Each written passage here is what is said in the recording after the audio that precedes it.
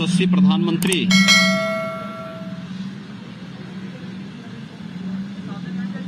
आदरणीय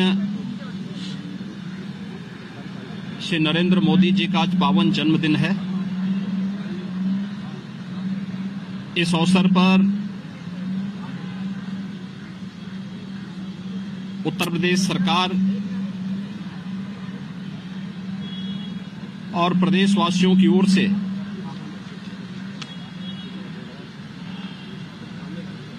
आदरणीय प्रधानमंत्री जी के प्रति जन्मदिन की हार्दिक बधाई देते हुए उनके उत्तम और दीर्घ जीवन की कामना हम सब करते हैं। ये हम सबका सौभाग्य है कि देश की संसद में आदरणीय प्रधानमंत्री जी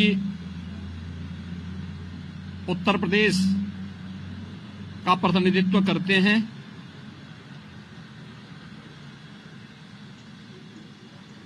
पिछले 9-9.5 वर्ष के अंदर प्रधानमंत्री मोदी जी के नेतृत्व में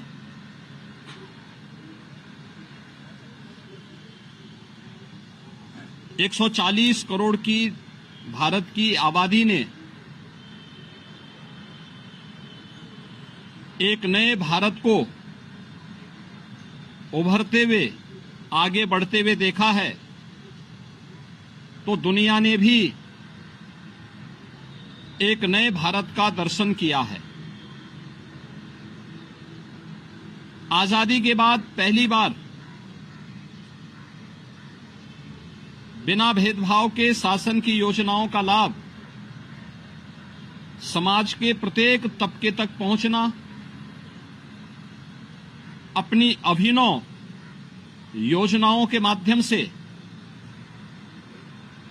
गांव, गरीब, किसान, नौजवान, महिलाएं और युवाओं के लिए जो अनेक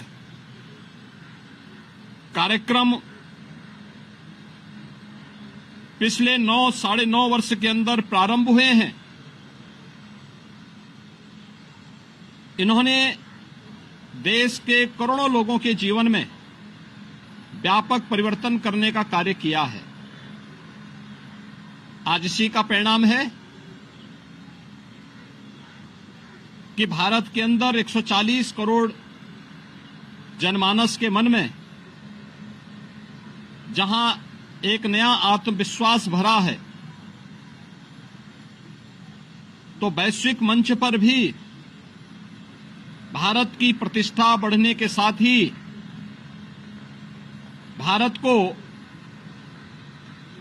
आज आम भारत के नागरिकों के प्रति भी एक सम्मान का भाव दुनिया के अंदर देखने को मिला है। अनेक योजनाएं पहली बार हुआ है कि किसान और कृषि ये किसी शासन के एजेंडे की प्राथमिक सूची में आए हों। ये पहली बार हुआ है जब युवाओं के लिए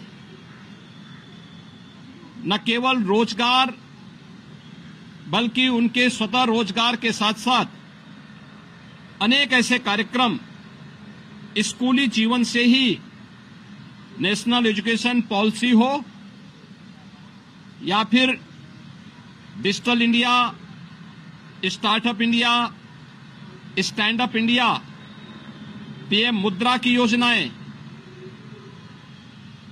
बेटियों और महिलाओं के लिए भी अनेक प्रकार के कार्यक्रम, बेटी बचाओ बेटी पढ़ाओ से लेकर के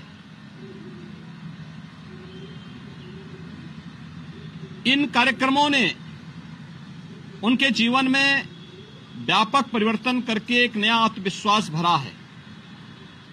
पहली बार देश के अंदर अपनी विरासत के प्रति गौरव की अनुभूति होते हुए भी देखा है। पिछले 9 वर्ष के अंदर भारतवासियों ने योग को वैश्विक मान्यता मिलना, आयुष को इस सदी की सबसे बड़ी महामारी के दौरान दुनिया भर में आयुष पद्धति के प्रति एक नया आकर्षण होना, काशी में काशी विश्वनाथ धाम आज दुनिया को अपनी ओर आकर्षित कर रही है।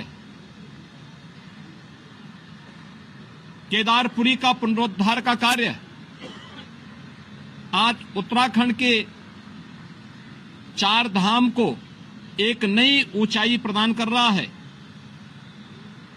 सोमनाथ का पावन मंदिर हो या महाकाल का महालोक, इन सबको अपने सामने वर्तमान पीढ़ी एक नए रूप में देख रही है। तो अयोध्या में 500 वर्षों के बाद श्री राम जन्मभूमि पर प्रभु श्री राम के भव्य मंदिर का निर्माण का कार्य भी ये विरासत के प्रति सम्मान और अटूट आस्था का भाव प्रदर्शित करते हुए दिखाई दे रहा है। डिजिटल इंडिया के माध्यम से आज जो परिवर्तन देश के अंदर देखने को मिला है, भ्रष्टाचार पर जिस प्रकार का प्रहार हुआ है, ये सर्वविदित है। अपने नागरिकों के प्रति एक सरकार की संवेदना किस रूप में होनी चाहिए। अनेक ईज ऑफ लिविंग के कार्यक्रम, बिना भेदभाव के गरीबों को मकान मिलना, बिना भेदभाव के हर गरीब को रसोई गैस के कनेक्शन उपलब्ध हो जाना, हर गरीब के घर में शौचालय उपलब्ध हो जाना, गरीब को घर में उजाला लाने के लिए सौभाग्य जैसी योजनाओं को आगे बढ़ा देना, ये तमाम कार्यक्रम गरीब कल्याणकारी योजनाओं को आगे बढ़ाने का कार्य करता है।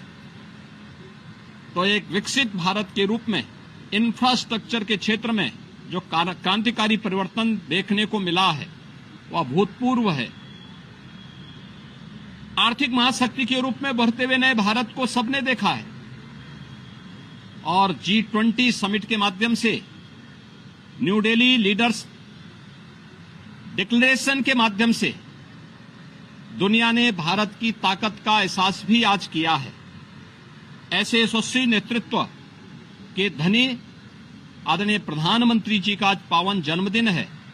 अभी प्रधानमंत्री जी के पावन जन्मदिन को उत्तर प्रदेश सूचना और जनसंपर्क विभाग ने एक प्रदर्शनी के माध्यम से उनके जीवन के विभिन्न पहलुओं को प्रदर्शनी के माध्यम से, जिससे समाज में वर्तमान पीढ़ी को आगे बढ़ने की एक नई प्रेरणा प्राप्त हो सकती है। समाज और राष्ट्र के प्रति समर्पण का एक नया भाव पैदा होगा। इस विश्वास के साथ इस प्रदर्शनी के अवलोकन करने का अवसर लखनऊ वासियों को और प्रदेश वासियों को प्राप्त होगा। इस अवसर पर मैं एक बार फिर से उत्तर प्रदेश सरकार और उत्तर प्रदेश वासियों की ओर से आदरणीय प्रधानमंत्री जी को उनके पावन जन्मदिन की हृदय से बधाई देता हूं। उनका नेतृत्व और उनका मार्गदर्शन एक लंबे समय तक देश को प्राप्त हो, इसके लिए प्रभु श्री राम से प्रार्थना करता हूं। जय हिंद।